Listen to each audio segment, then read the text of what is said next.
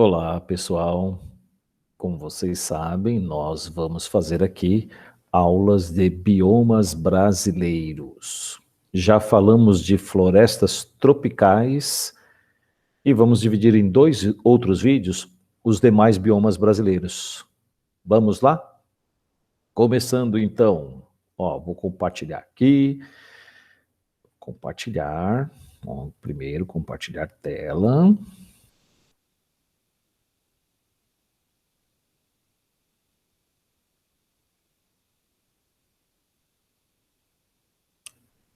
Agradeço a paciência. Começando então. Gente, o que nós temos? Nesse vídeo, nós vamos abordar parte 2, principais biomas brasileiros, Mata de Araucária, Cerrado e Pampa. Começando, isso é essencial, gente. Vocês precisam dar conta da localização geográfica dos principais biomas brasileiros. Já falamos da floresta amazônica, já falamos da Mata Atlântica, e segue Mata de Araucárias. Onde? É só ver aqui no mapa, né, gente? Todo esse verde escuro aqui, Mata de Araucárias, pega desde o Paraná, Santa Catarina, Rio Grande do Sul e tem algumas regiões de São Paulo. Por que São Paulo? Em região de altitude, olha lá. Floresta subtropical ou de elevada altitude. A pluviosidade média de 1.400 milímetros anuais, e você pode conferir no livro didático. Dá para ver, inclusive, climograma, daqui a pouco a gente vai ver isso. Temperatura média anual, 16 graus. Depende da região do Paraná, pode ser até um pouquinho mais, 18 graus, 19 graus. Menor diversidade quando comparado com florestas tropicais. Obviamente, né, gente? Floresta amazônica e Mata Atlântica são os biomas mais biodiversos, lembrando que biodiversidade tem a ver com o número de espécies. E que a devastação acontece por conta de ocupação humana e agropecuária. Floresta de Araucária tem o nome da Araucária angustifolia, né? O famoso pinheiro do Paraná, que é uma gimnosperma, que é polinizada pelo vento, e a dispersão das sementes se dá por um animal, mais exatamente essa gralha azul, ela pega o pinhão, que lembrando é semente, pinhão vai ser enterrado por esse animal e algumas vezes esquecidos. Daí já viu, né? Nasce novas araucárias. Então, embora a polinização seja pelo vento, como qualquer gimnosperma, a dispersão se dá por animais. Aqui eu vou visitar junto com vocês, voltando um pouquinho daquilo que a gente já falou, floresta amazônica, ó, gente, é interessante você passar as vistas aqui em climograma. Olha quanto chove, chega até perto de 450 milímetros num único mês. Isso, estou pensando em Belém, Manaus não chega tanto, mas passa de 300 em alguns meses do ano. E vem uma estação que chove menos. Então, quando se fala em floresta amazônica, uma estação que chove mais, uma estação que chove menos. Chove menos desde julho até mais ou menos outubro, novembro. Isso no Belém. Em Belém. Manaus também vai de junho, chove mais ou menos até outubro, chove pouco, né? Então, uma estação seca. Como é floresta pluvial costeira, Mata Atlântica? Olha lá, gente. Uma coisa que eu falei, e não mostrei aqui no climograma, olha a temperatura muito, muito elevada, então aqui é quente mesmo. E aí nós temos, gente, Juiz de Fora, floresta pluvial costeira, Minas Gerais, nós estamos vendo o que, gente? A temperatura cai bastante no inverno, cai junto à pluviosidade, mas chove demais, também passando dos 300 milímetros em um determinado mês ou dois, né? Então aqui nós temos a questão da pluviosidade em floresta tropical. Floresta pluvial, porque chove bastante. Comparando com floresta de araucária, aqui, infelizmente, nós não temos nenhum climograma no livro didático. 1.400 milímetros é o dado. Aí eu peguei e selecionei aqui neste site que fala sobre clima, colocando aí até a sigla do pessoal da geografia que gosta, né? CFA é subtropical úmido. Então aqui você tem o quê? No meio do ano, no nosso inverno, chove menos. Temperatura cai, também cai a pluviosidade. Mas perceba, gente, que muitos dos meses estão acima de 100. Muitos dos meses acima de 100 dá aquela pluviosidade que eu comentei, em torno de 1.100, 1.200, 1.300 milímetros, depende da localidade, tá? Muitas vezes em 1.400 milímetros. E o jeitão, né? A planta predominante é araucária, também conhecida como pinheiro do Paraná. Tranquilo? Espero que sim. E aí nós vamos voltar na nossa apresentação. Então, de mata de araucária, falamos localização, a pluviosidade, temperatura, o jeitão e, claro, né, devastação, basicamente duas coisas, né? Ocupação humana e também a atividade agropecuária. E aí nós vamos para Cerrado. Cerrado é o segundo maior bioma do país. O primeiro, claro, é a floresta amazônica. 2 milhões corresponde a 22% do território nacional, gente. E olha, metade já foi devastada. Esse é o carimbo que eu gostaria que vocês tivessem. Depois nós vamos visitar um site da Embrapa, empresa brasileira de agropecuária, nós vamos perceber que não tem só este cerrado. O cerrado, até por conta da grande extensão, eles têm muitas fisionomias, né?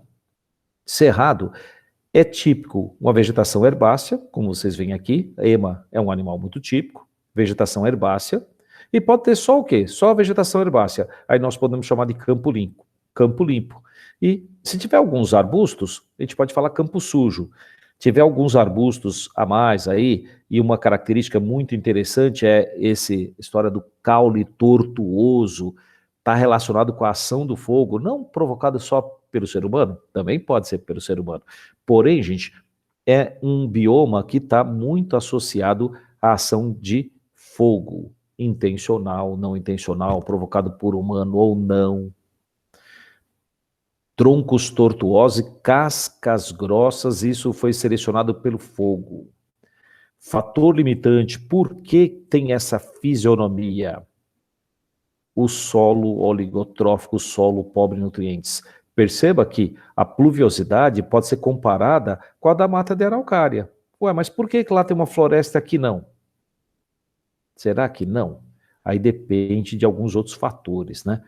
Voltando aqui, nós temos, ó, no livro didático, tabebuia, é o nome científico do ipê amarelo, né? O ipê, peroba, tem algumas plantas que são interessantes, e tem aí uma grande utilidade ornamental, por exemplo, o ipê amarelo. Aqui você tem aquele que eu chamei de carimbo, né?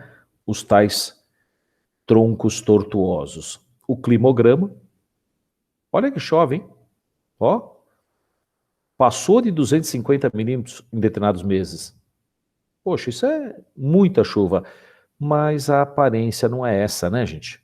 Você pega aqui o bioma, como eu falei, estamos aqui no site da Embrapa, junto aos rios, você já sabe, tem mata ciliar, abundância de água, mata de galeria, de certa forma é semelhante. Aí tem a mata seca, o cerradão protegido do fogo, olha só, já tem, lembrando, né, aquilo que eu falei para vocês, do climograma. Tem bastante chuva. Então, a questão é, se você protege do fogo, você vai reconhecer o tal do cerradão, ou pelo menos um cerrado denso. O cerrado típico tem vegetação herbácea com os arbustos de tronco tortuosos, e você vai encontrar o quê? Um cerrado ralo, um palmeiral, uma vereda, tudo isso é considerado bioma cerrado. Campo rupestre, campo sujo, tem alguns arbustos, campo limpo não tem arbusto. Então aqui você tem o quê? Uma enorme diversidade. O que mais que nós podemos mostrar ainda no livro didático? Aqui, no caso, já está falando de outra coisa. Errei aqui. Na verdade, Nós vamos falar de pampa daqui a pouquinho. Mas voltando à nossa apresentação, vegetação herbácea, típica, fisionomia xeromorfa, ou seja, aparentemente é uma planta que foi selecionada por seca, por ter folha pequena, coriácea, coriácea que lembra couro, né? Parênquima palissádico abundante. Lembrando, entre as duas epidermes da folha, tem dois tipos de parênquima. Um que as células são mais juntinhas, o parênquima palissádico, e outro que as células são mais arredondadas e separadas, é o parênquima lacunoso. As células que caracterizam aí o parênquima palissádico, com menos espaço, deixa a folha mais dura, e é o aspecto coriáceo que está sendo colocado. A cutícula bastante espessa, indicando o quê? Aparentemente está relacionada à seca, mas não. Um aspecto muito importante, gente, é você perceber a quantidade de biomassa que existe subterrânea. Fala-se em floresta invertida, daqui a pouquinho nós vamos mostrar um vídeo nesse sentido. E como eu falei, né, gente, 50% já foi devastado. Um pouco por ocupação humana, tem algumas cidades aí, sim, mas principal, soja, arroz e milho são as principais culturas que se faz aí nesse cerrado, enorme cerrado. Nós vamos dar uma olhadinha nesse vídeo, já já, e como eu falei, caso ele seja protegido do fogo, há um aumento de biomassa, fala-se em cerradão, o componente arbóreo é mais importante. E vou ficar quieto pelo menos um pouquinho, falando sobre o cerrado. Vou ampliar aqui, passar aqui para vocês 2 minutos.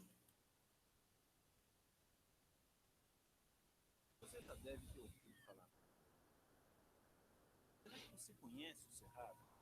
Você sabia, por exemplo, que o Cerrado ocupa um quarto do território brasileiro? São mais de 2 milhões de quilômetros quadrados. Tanto que é a segunda maior formação natural de toda a América do Sul, e essa zona mais rica do mundo. Aqui estão 5% de todas as espécies do planeta, 30% da biodiversidade do Brasil. Mais do que grande, ele tem uma importância como elo de ligação. O Cerrado é o bioma que se conecta com 4 e faz a ponte entre a Amazônia, a Caatinga, a Mata Atlântica e o Pantanal. Quando a gente olha no mapa, percebe o quanto é extensa a sua área e o quanto é intensa a sua importância. A gente percebe que se o Cerrado acabar, é como se quebrasse o elo de todos os tempos. Poxa, então seria muito triste se o Cerrado acabar. Pois é, pode ficar bem triste praticamente. Já foi eliminado. Menos de 3% da sua área está efetivamente protegida. Talvez você não saiba, mas o Cerrado é considerado o berço das águas do Brasil. Só ele alimenta 3 gigantescos aquíferos subterrâneos e 6 das 8 grandes bacias hidrográficas brasileiras, e mais todo o Pantanal. O Cerrado é vital para a preservação da água no Brasil. Ele é como uma floresta invertida. A gente explica. Enquanto a Amazônia, por exemplo, tem árvores enormes com raízes pequenas, o Cerrado possui árvores menores com raízes muito grossas. O Cerrado funciona como uma grande esponja que absorve e distribui a água por toda a terra. Toda essa água garante a sobrevivência de grande parte da população brasileira, seja para o uso humano, para a geração de energia ou para a produção de alimentos. Isso quer dizer que se a gente não conservar o Cerrado, uma espécie fica altamente ameaçada de extinção, a nossa espécie. Se a gente não ajudar a preservar o Cerrado, a gente pode terminar com fome, com sede e mistura. Mas tem pessoas trabalhando para que isso não aconteça, e você pode ser uma delas usando apenas um dedo. Um dedo que digita wwf.org. Esse foi o nosso patrocinador, né? Nós temos aí o WWF, é uma ONG bastante respeitável, porém, né, gente, exagerou um pouquinho falando que a espécie humana estaria sendo ameaçada de extinção caso acabe o cerrado. Exagero, né? Tá bom, poderia acontecer problemas aqui no país, mas a humanidade toda não, né, gente? Exagerou um pouco. Espero que vocês tenham sempre o senso crítico. Muito bem. E para fechar esse nosso vídeo, nós vamos falar de pampa. O que nós vamos reconhecer aqui como pampa, componente herbáceo muito importante. Existem algumas árvores, geralmente associadas a matas ciliares, mas o que falar em relação à pluviosidade? Perceba, gente, já não é um clima tão subtropical úmido, né? Já chove muito menos. Aqui você tem, embora tenha uma variação muito grande nas temperaturas inverno e verão, nós vamos reconhecer o que, gente? A pluviosidade é muito baixa.